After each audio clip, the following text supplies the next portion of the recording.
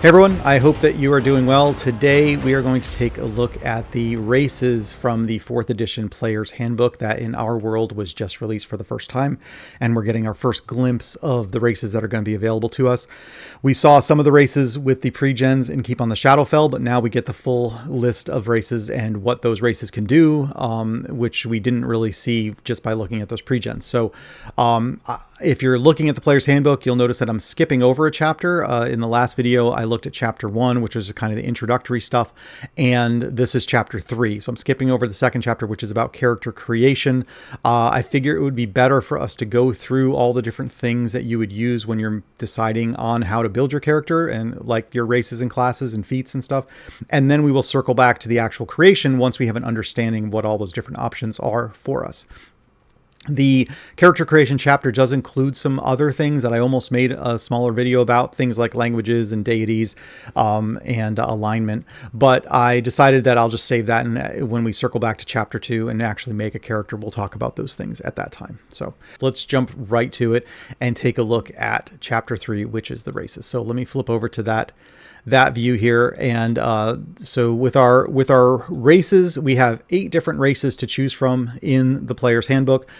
Most of them are ones that you'd already be familiar with if you've played Dungeons and Dragons, but there are a few new ones in this core book. And by that, I mean they're new to the core books, not necessarily that they're new races. So, but we get, for now, we're going to get Dragonborn, Eladrin, and Tieflings are now playable races in the core book.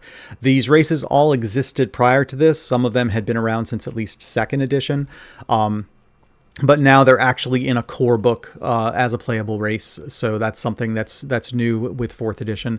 I know there's some complaints that folks, there's no gnomes in here, there's no half-orcs, but I think there's a pretty good mix of the races that you're going to get in this 4th edition books by having some of these new ones in there. I think that makes it kind of special. So, and let's talk a little bit about races in general.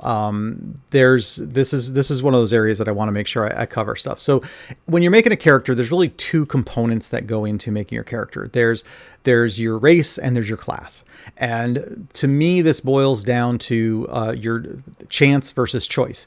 The race is the chance portion of it. This is your society that you were born into. This is your culture. This is the genetic traits that you might have had, things that you didn't choose. These were the things that you just started life with and the society that you were brought up with. And as you reached a certain age, you made decisions and you started making more choices about your character. And that's really what your class is. Decisions about whether, hey, I want to be a fighter, I want to be a paladin, I want to be a rogue. And then you make choices based on those things. So that's the 2 different things. It's the chance versus choice, race versus class. And those 2 things are what are the foundation of your character. Everything that you do, all the decisions that you make about your character really come down to those 2 decisions that you've made. What race are you and what class did you decide to go in? And then you choose other things to kind of complement those decisions. And I know that there's some debate about not wanting to paint every character within a race with the same brush, specifically when it comes to ability scores. Why does every dwarf get a bonus to Constitution? Why does every halfling get a bonus to Dexterity? Why can't I be a slow halfling? Why do I have to be this agile character just because I want to play a halfling? And, and that's fine. And in later books and editions, they changed some of how these rules work, and that's perfectly fine. Even in the later 4th edition books, they made some changes to allow for more nuance in some of those characters. So, whereas in the Player's Handbook here, a dwarf gets a +2 to Constitution and a +2 to Wisdom, end of story. But by the time of the Eberron Player's Guide and the Player's Handbook 3, you have a little more flexibility because you'll get a fixed score and then you'll get a choice for another score. So like for a shifter from the Eberron book, you'd get a +2 to charisma and then you get a +2 to either dexterity or intelligence. And so you have a little bit of flexibility based on how you want to play that character. Obviously, in later editions of the game, they don't even call it race. They call it ancestry. They call it lineage. They call it heritage. So that it's part of just backgrounds, whatever you want to call it. It's all semantics as far as I'm concerned. Here, it's called race, but it really boils down to what I said initially. It's about the chance aspects of your character, the things that they didn't really control, that there's just the culture, the society that they were brought up in, some of the genetic traits. I'm all for having a little bit of flexibility to allow for some nuance in there and not paint everybody with the same brush, that's perfectly fine. You do what you need to do for your table and what makes sense for you. That's my take on what a race represents, and we can use whatever terms we want for that, but that's my take on it. And then when we get to classes, that'll be more about the choices that your character would be making throughout their life. So with all of that out of the way, let's actually start looking at some of these races for 4th edition and see what we got. So the first one we have is the Dragonborn, and the Dragonborn is one of the races that is new to the core books. It had come out as part of 3.5. I think it was the something about dragons. There was a book that came out in 3.5 that was something about dragons, and it had a Dragonborn as a playable race in there. But here we get it actually in the core book. And just taking a glance at the page, what you're going to see is that every single race is going to have some boxes that have the different racial traits, some special features that you get for that race. And then in most cases, you'll have a power that will be available to them. And then the rest of it is information that can help you as you're deciding, if this is a race that you want to play. And I'll dig in more into what some of those things are later when we look at some of the other ones, but there's additional information here that helps you make that decision. So for the Dragonborn, you have a few things that you get. You got your ability score bonuses. There's some different traits about your height and your weight. You get some additions to your healing surge values. The big thing I want to look at is your Dragon Breath. And if you look here, this is an encounter power. It is a minor action to use it. And you have to make two choices when you're creating the character for a Dragonborn. And that is, first, you have to choose what kind of damage are you going to deal with this power. So if you acid, cold, fire, lightning, or poison, you have to make that decision when you make the character, and then you stick with that. That's for the life of your character. That's the type of damage that character would have. So the other decision you have to make is which ability score are you going to use for your attack. So you can see under the attack, you've got strength +2, constitution +2, or dexterity +2. So you have to decide strength, constitution, dexterity, which of your abilities do you want to use for your attack. Obviously, you would have to base that on later on when we're creating a character and you're setting up your ability scores, which of those is going to be the highest. That's likely going to be the one that you would want to choose. But once again, once you make the decision, you are stuck with it. You are locked in to that decision as being the ability that you will use for the attack. And then once you make this attack, then you're going to deal 1d6 damage plus your constitution modifier. And that will increase as you level up. I want to flip over to the map here so we can kind of do a little bit of demo, because if you notice that it says it's a close blast 3, and I figure that's a good opportunity for us to look at the map and then see how that works in 4th edition. So let me flip over there. Hopefully this works okay. It does. Okay. So I've set up a map here, and so Theoden is my Dragonborn, and he wants to use his Dragon Breath weapon. So as a minor action, he's going to do his Dragon Breath, and that is a close blast 3. And what that basically is it's going to be 3 squares from where he is. And you've got some flexibility. So this could be, if you go 3 out and 3 down, you got a box that looks like that. It could also be a box that looks like this. It could be a box that looks like this. So however he wants to aim this Dragon Breath, you've got some options. The key is that it has to be a square that's adjacent to where he is, and it can obviously go in the other directions as well, but this is where I have the enemies, so that's where he's going to do it. So let's presume that he goes 3 by 3, and it's a close blast 3, so it's adjacent to him, starts adjacent to him, and then it goes out in a 3 by 3 square from there. And you see that there are 3 enemies that fall within that square. You've got Omega, Epsilon, and Gamma. What he's going to do then is he's going to roll an attack against each one of them. And so you roll 3 separate attacks in this case: an attack against Omega, an attack against Epsilon, and an attack against Gamma. And depending on what ability score was chosen for the attack roll, so this might be a strength +2, and it's going to be versus a reflex. So you roll a d20, add your strength, add a +2, and then the DM will compare that to the monster's reflex.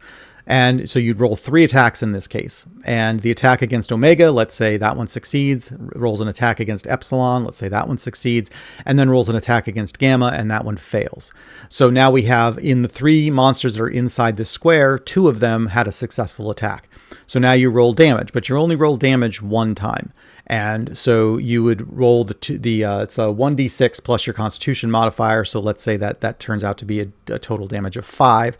Each monster that you hit inside that area would take that amount of damage. So Omega would take 5 points of damage and Epsilon would take 5 points of damage. Gamma would not take any damage because Gamma, you missed on your attack against Gamma.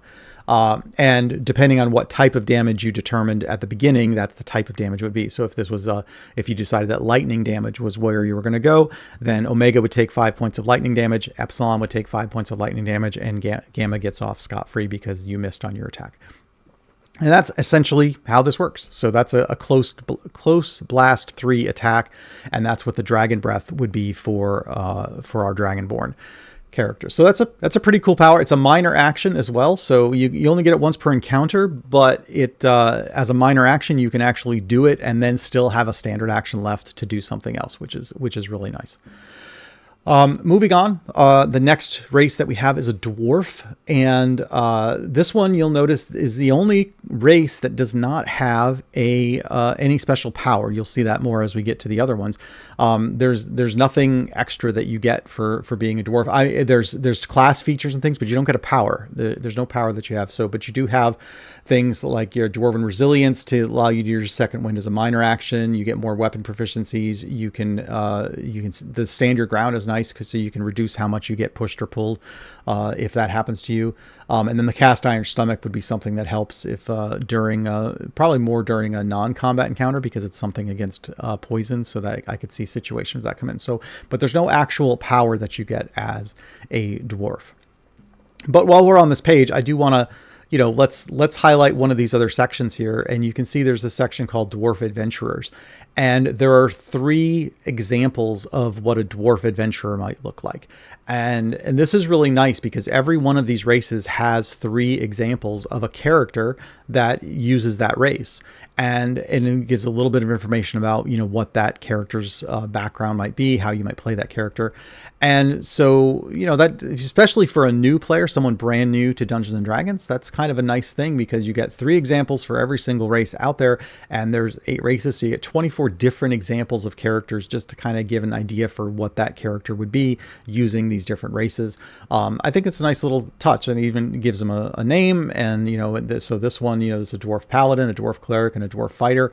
So with a lot of good information. So I think that's a really nice little feature that it has for the different races, especially for new players, but even for somebody who's just new to 4th edition and trying to get a feel for it. When you're talking about, like, we got a Dragonborn, we got an Eladrin, those are new to the core books. Maybe you're not really familiar with them. So these types of things would help as you're trying to figure that stuff out. So I like that. Moving on to our next race is the Eladrin that I was just mentioning. This is another race that is new to the core rulebooks. These have existed for a little while. I think these went back as far as like 2nd edition, but they may have been playable races. Someone who's more familiar with the older versions might help me with that in the comments. But the thing that's different from what I understand is that in those earlier editions they were celestial creatures, whereas now they are fey creatures. So they get more fey related abilities as opposed to anything that's would go celestial. So I think that's an interesting change, and it's also interesting because I don't believe that they persisted beyond 4th edition. So you had them prior to 4th edition in a different form, and then they put them in the core book for 4th edition. And then they went away. And so which is interesting. So that this is really their only true example of in this form as a playable race. So that's interesting. But looking at some of their details, because they have a fey background, they have their features that they get are of that, as you might expect. Their feature or their power that they get is this Fey Step, which is a move action and essentially allows you to teleport up to 5 squares. So I wanted to head back over to the map and let's take a look at this one too and see how this one might come into practice. So if you look here, let's say that I've got Legolas down here, and he sees somehow, even though there's a wall here, but he he knows from the battlefield playing out that Aragorn and Alpha are positioned as such just around the corner, and there's an opportunity here for Legolas to get into a flanking position with Aragorn against Alpha. So a flanking position would be where there's essentially you draw a straight line between them, and they got one ally on opposite sides of an enemy, and therefore you get combat advantage against that enemy.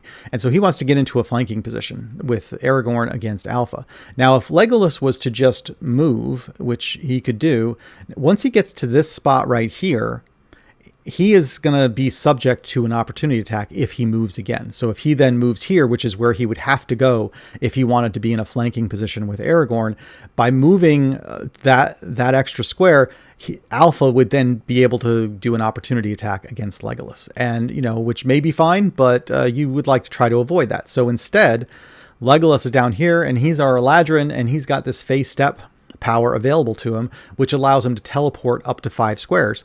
And teleporting is line of sight, so you have to see where you're going to go, and it does not subject you to opportunity attacks. So, and it's an instantaneous move. So Legolas would basically disappear from where he is over here, and he would just magically appear right here. And now he is not subject to an opportunity attack because he never actually occupied that square and moved out of it. He went right from the square he was in into this square, and now he is in a flanking position with Aragorn against this Alpha, and so has combat advantage against Alpha. And because this was a move action, he still has a standard action available to him and can get the combat advantage on that attack. So that's what you get with your Fey step as part of being an Eladrin. Moving on to an elf. Elf is also a Fey creature. They have several Fey traits available to them. Their power that they get here is going to be the Elven Accuracy. And what that is going to do is it may sound, if you're coming from like 5th edition, it may sound like advantage, but it's not. So it's an encounter power where you get, as a free action, you can force someone to re-roll an attack roll, and then they would have to use the second roll, no matter what it is. So, and I should say this is you rolling an attack roll. Sorry, I had it backwards. I was getting ahead of myself. So this is a free action. You make an attack. Let's say that you miss with that attack. You can use this as a free action once per encounter to then re-roll that attack, and then you would have to use whatever the other one is. So this isn't like you roll advantage and take the highest one. You would just re-roll it. So it gives you another chance to succeed if you fail. But if you fail the second time, then you still fail. So that is the Elven Accuracy power that you get there, which can come in handy. But again, it's not like advantage where you're rolling 2 and then you take the highest. You're just re-rolling an attack is what you're getting out of that.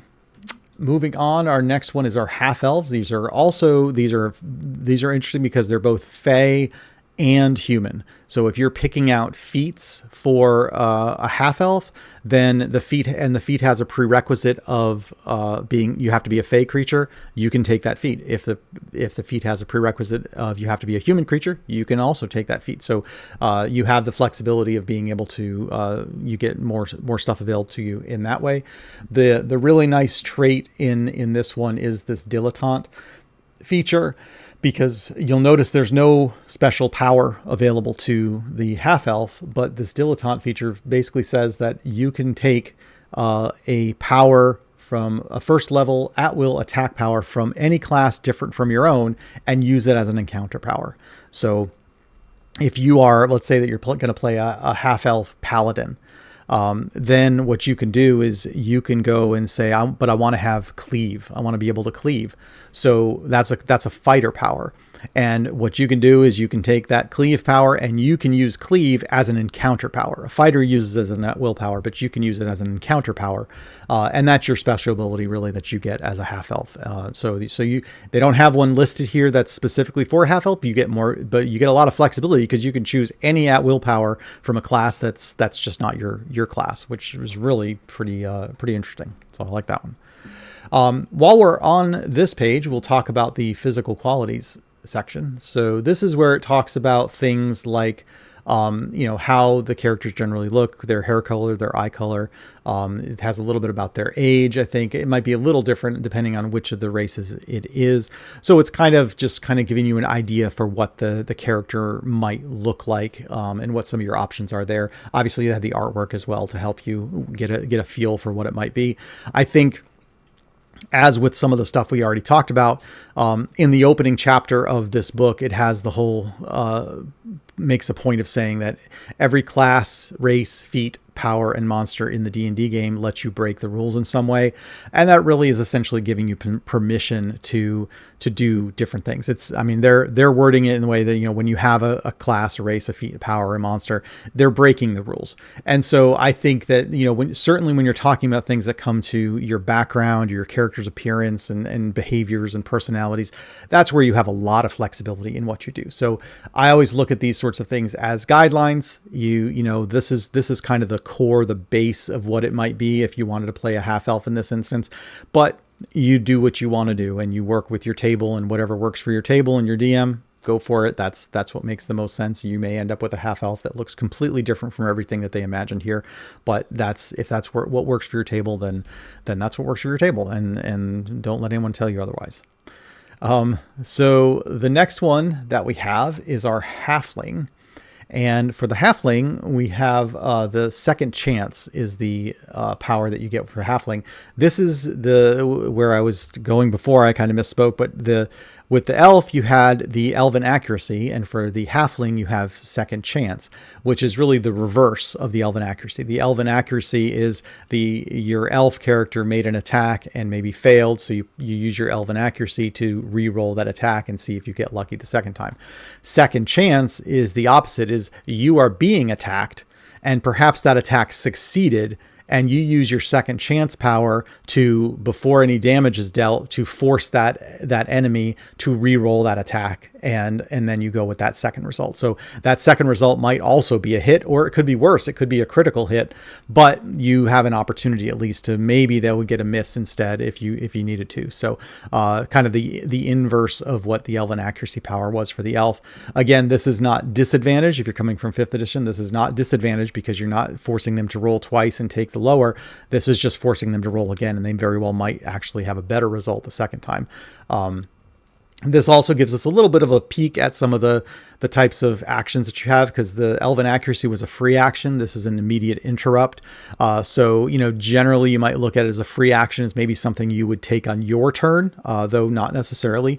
Whereas an immediate interrupt is something that you would maybe take on somebody else's turn because you're interrupting their turn. So that's kind of you can kind of infer some of that based on, the descriptions of these powers and how they're used to say, oh, okay, I see how those actions are different. So, but there's always nuances, of course. Next one we have is our human. Now, humans in D&D have generally been the most flexible race available. And that's probably still true here in 4th edition. You'll notice that with the ability score, you get a +2 to one ability of your choice. So you're not locked into anything. You can decide what ability score you want to get a bonus to, but you only get one. You don't get 2 like you do with the other ones. So you got some flexibility, but a little more of a limit because you're only going to get a bonus to one of them. You also get a bonus feat. So normally at first level, your character would get 1 feat, but as a human, you would get 2 feats to choose from. The other one I covered last, even though I skipped ahead to the feat, but the biggest one to me is the at-will power. Normally as a character, you would get 2 at-will powers for your class, and you would choose 2 and you would have those for your character. But as a human character, you get to choose 3. So you have 3 at-will powers that you get to use, which is pretty big because the at-will powers are your bread and butter. They're the thing that you're going to use the most for most everything that you do, just in general. You'll use your encounters in your dailies, but you're going to be starting out by using those at-will powers. And so by having 3 to choose from gives you lots of flexibility. So if you're wanting to have those sorts of options available, then the human is the flexible race that you might want to go with. So there you go. And then we have our Tiefling. The Tiefling is the last race that is here. And this one is another one that existed prior to 4th edition, but as far as I know, I think this is the first time it was in the core books as a playable race. So it was likely a playable race in other editions, but this is the first one where it was in the core books right off the bat. You're getting this, so you're getting access to some nice new races that weren't generally available except in the supplemental books in the other editions of the game that came before. The power that you get as a Tiefling is Infernal Wrath, which is a minor action. And with this one, you get a bonus to your next attack against an enemy that has attacked you since your prior turn. So I'll talk about that in a second. I'll pull up the map again. I did want to cover, you also get a fire resistance, which is nice. So if you get hit with an attack, say that deals 10 fire damage, you have a fire resistance of 5 plus half your level, which means at first level you're going to be able to subtract 5 of that damage. So they say you got 10 fire damage. Well, you have fire resistance, and you're going to be able to say no, that's only going to be 5 damage because I have resistance. And then as you level up, you're going to be able to add half your level to that. So the resistance you have is going to get greater and greater as you level up, which is nice. And the other thing it has is this Blood Hunt, which gives you a bonus to attack rolls against bloodied foes. And we'll talk more about bloodied, one of the big things in 4th edition. It's just a reference to indicate when a creature, whether it's a monster or an ally, is at fewer than half their hit points. So, and there's different things that maybe take effect when a creature is bloodied. And in this case, if you are a Tiefling and you're attacking a bloodied opponent, then that you're going to get a bonus to your attack roll against that opponent because they're bloodied. So with that, and looking at our Infernal Wrath, which gives you a +1 bonus to your next attack against an enemy that attacked you, let's just jump over to the map real quick again, and I'll show you. There's not a whole lot to demo here. We'll just kind of talk about. We have Gandalf down here who's engaged with Tau, and if we look at this and we say, hey, Tau is bloodied. Okay. So Tau is at fewer than half his hit points, and Tau attacks Gandalf. And so Gandalf gets attacked and takes some damage.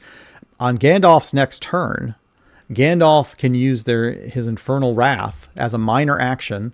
And then when Gandalf attacks Tau, he's going to get a +1 bonus to the next attack roll. And in addition, because Gandalf is a Tiefling, Gandalf has the Blood Hunt feature, which means they get a +1 bonus to attack rolls against bloodied foes. So it's actually going to get a +2. You're going to get +1 because Tau is bloodied, and you're going to get a +1 because he's using the Infernal Wrath, and Tau had just attacked him, and he's going to get a +1 to that attack.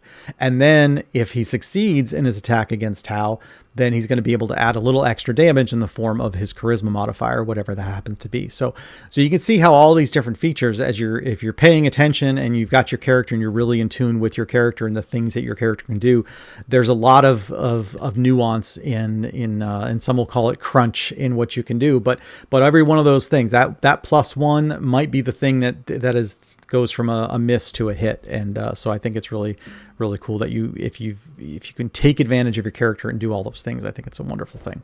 So, and that is all of the races that we have in the core player's handbook for 4th edition.